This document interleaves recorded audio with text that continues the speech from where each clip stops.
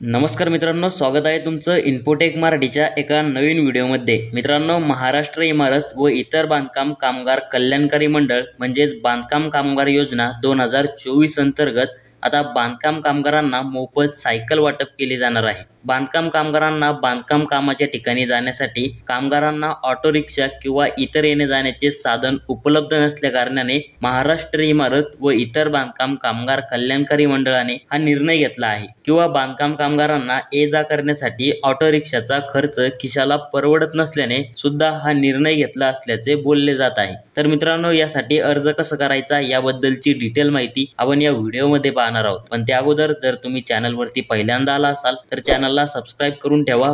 बांधकाम योजनेसंदर्भातील संपूर्ण माहिती तुम्हाला या चॅनलवरती मिळत राहील। तर चला मित्रांनो, व्हिडिओ सुरू करूया। तर मित्रांनो, सध्या आचारसंहिता सुरू असल्यामुळे हा अर्ज भरणं शक्य नाही।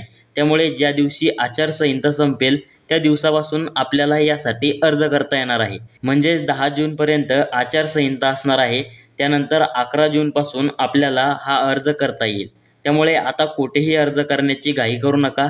ज्या दिवशी अर्ज करणं सुरू होईल त्या दिवशी आपल्या चॅनलवरती तसा व्हिडिओ बनवला जाईल। त्यामुळे चॅनलला सबस्क्राइब करून ठेवा आणि हा व्हिडिओ सर्व बांधकाम कामगारांपर्यंत पोहोचवा। धन्यवाद।